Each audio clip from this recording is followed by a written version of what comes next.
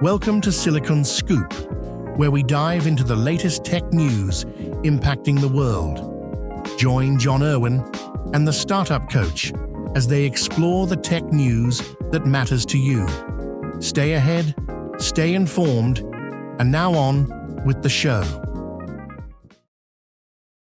I recently discussed on our Silicon Scoop podcast the recent debacle about Google Gemini telling some of the people working on it that please die. And that leads me to weird ethical considerations as the business needs to keep in mind when implementing AI and automation, when, things can go off the rail quite quickly with AI sometimes. How do you balance that, with the progress and making sure that AI stays on track? So I can speak to this from an engineering perspective. I think that there's a lot of work that we do to actually put guardrails around AIs, not even necessarily from an ethical constraint perspective, although that is one of those pieces, but often just in the process of getting the bot to do it what you want, you have to put a lot of guardrails around it just to get it to work. Forget ethics. If you add ethics on top of that, once you've put all of these constraints on just to get it to work, the bot really cannot violate your rules. If your rules and what you want the bot to do is unethical, the bot's going to do your unethical biddings. And if you have values and integrity as a person, and you put rules around the bot to impart those values, then I think the bot does what it wants. What we shouldn't do is just let these bots go like willy-nilly, with these recursive self-expanding plans. They make their own plan and then execute their own instructions.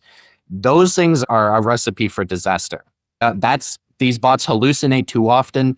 If it, one day hallucinates kill Brad in the plan, and then just starts meticulously executing its own plan, yeah, maybe I do get killed. So I think that particular setup, which although it sounds crazy, I'm not so worried about it because it also just doesn't function.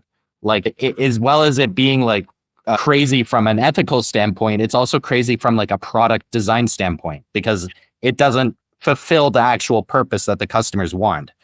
Customers want bots that they have tight control over, not bots that are going loose and willy-nilly and inventing their own plans and whatnot. Maybe that is someday where we're going to get. And as these models get more accurate, that's what we're going to get. Ultimately, we may be able to do these self-recursive expansion loops.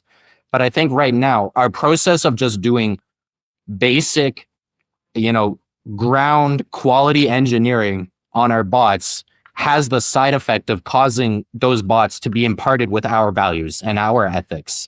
And so I don't think we should be considering the ethical constraints specifically as related to AI, but rather we should be considering the ethics of the people who are building AI. And are these people of character and integrity? Are they considering ethics at all when they build those systems? Right. It's no different than what businesses would have to consider today in terms of, ethics. It's the same thing what they would have in place for their human employees, human resources, right? Same things, trainings will go into place. There's rules and regulations, do's and don't do's of the business. And similar way, you would have to make sure your AI agents are working within those rules and regulations as well. And did you want to elaborate just slightly, because we just glossed over it at the beginning, on the opportunity for entrepreneurs to join this industry by using your tools? Yeah, so our basic platform is an AI agent platform, but are focused on the needs rather than targeting engineers like the vast majority of agent platforms. They're meant to be tools you build on and build a product around or on top of, or maybe you integrate it into your IT infrastructure. We aren't really a platform for the agent itself. We are a platform for your agent business. So we're not really a tech platform. We are a business platform. And so we want to work with entrepreneurs who understand specific verticals, right? You understand insurance, or you understand finance, you understand healthcare. You come to us, we will help you customize you an AI agent that is specific to that vertical. Maybe it does doctor's notes, or maybe even diagnosis, or maybe it does sales pitches or proposals. We work with you to build that AI agent, and you can go in the market, figure out the right pricing with those customers and everything. And hopefully both of us can grow together as successful business partners in this industry. So I really think that's where our target is to empower and enable not just ourselves, but other entrepreneurs to gain prosperity from the AI revolution. Brahman? So where can our listeners or entrepreneurs or potential clients who think, I'm a subject matter expert and I'd love to take a look at these tools and see how this could work in a business platform for me, where should they go to find out more about Prospera Labs?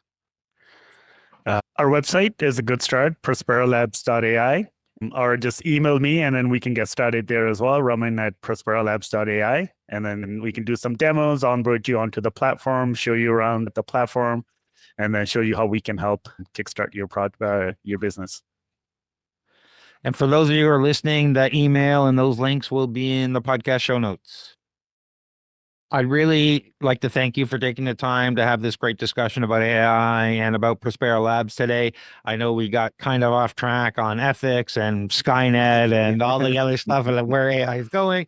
I really appreciate you going on that journey with me.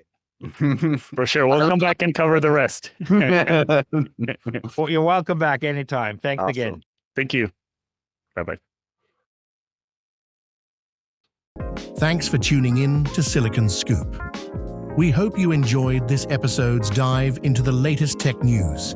Stay connected with John Irwin and the Startup Coach on LinkedIn and subscribe for more insights and updates. Until next time, stay ahead, stay informed.